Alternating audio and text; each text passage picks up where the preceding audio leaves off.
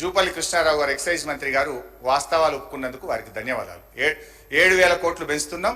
ఈసారి ఎక్సైజ్ మీద 42,000 కోట్ల ఆదాయాన్ని మేము గల్లీకో బెల్ట్ షాపు పెట్టి ప్రజల రక్త మాంసాలు పీల్చి పిప్పి చేసి వసూలు చేస్తామని ఆయన హరీష్ రావు గారు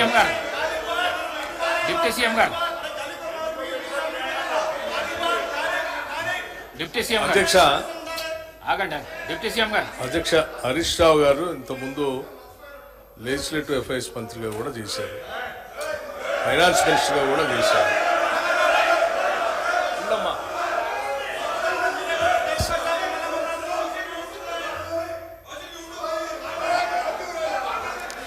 సభలో ఇవాళ 10 సంవత్సరాలు వాళ్ళ ఆర్థిక విధ్వంసం చేసి రాష్ట్రాన్ని అప్పులపాలు చేసి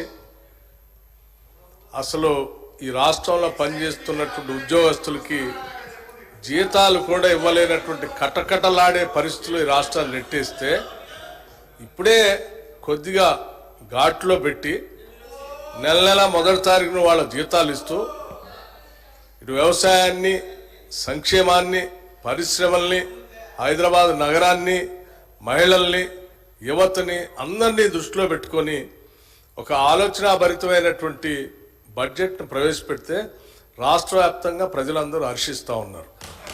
కానీ హరీష్ రావు గారు ఒక్కడికి మాత్రం చాలా కంటగింపుగా ఉంది అధ్యక్ష.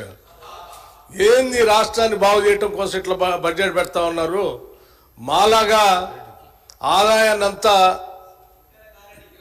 రకరకాల మార్గాల్లో ఖాళీ చేస్తే అయిపోయేది కదా, ఇదేంది వారు మాట్లాడుతూ మేము వాస్తవాలే మాట్లాడతాం, మాదంతా విన్న తర్వాత మీరు చెప్పండి అన్నారు. నేను సైలెంట్ కూర్చొని రాసుకుంటున్నాను. ఏం చెప్పారు? లేచి ఎక్సైజ్ మంత్రి గారట లేచారట, వారు 7,000 కోట్ల ఆదాయాన్ని పెంచడానికి గల్లీ గల్లీ బెల్ట్ షాప్ పెడతాం, మేము పెంచుతామని వారు చెప్పారట. ఇప్పుడే కదా అందరు విన్నారు కదా అధ్యక్ష, ఆ మాట ఏమన్నా అన్నారా వారు? ఇంతకంటే అన్యాయంగా ఉన్నది లేనట్టు లేనిది ఉన్నట్టు ఈ రాష్ట్ర ప్రజలకి భ్రమలు కల్పించి 10 ఏళ్ళు రాష్ట్రాన్ని సర్వనాశనం చేశారు. ఇప్పుడు మళ్ళీ మొదలుపెట్టారు, 5 నిమిషాల్లోనే భ్రమలు కల్పించడానికి ప్రయత్నం చేస్తున్నారు. ఇది ఎక్కడ అన్యాయం అధ్యక్ష?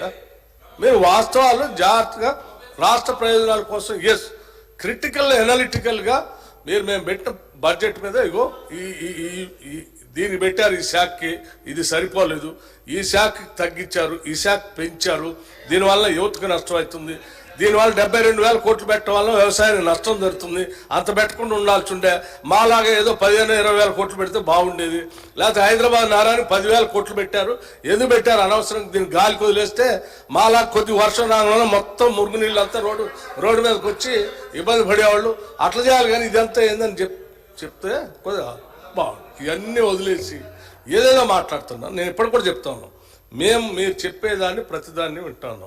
అసలు మేము ఏమనుకున్నాము, ఇంత బాగా బడ్జెట్ పెట్టాము, సరే ఈ బడ్జెట్ మీద నిన్న వారు బడ్జెట్ వినటానికి వచ్చారు కదా, ఎల్ఓపి గారు వచ్చారు కదా, వారు ఇవాళ వచ్చి ఏమైనా మాట్లాడతారేమో, ఏమైనా ఉంటే విని సమాధానం చెప్దాం అనుకున్నాం. వారు రాలేదు. రాకపోగా వీరు మాత్రం అన్ని వారు రాలేదు, బాధ్యత లేదని దీని ద్వారానే స్పష్టంగా అర్థమవుతుంది. ఇవాళ ఏదో మాట్లాడరు కాబట్టి గుడ్డగాల్చి మీదేసిపోదాం అంటే ఎట్లండి? ఇది కరెక్ట్ కాదు హరీష్ రావు గారు. మీరు పద్ధతిగా మాట్లాడినా మేము డెఫినెట్గా సమాధానం చెప్పడానికి సిద్ధంగా ఉన్నాడు.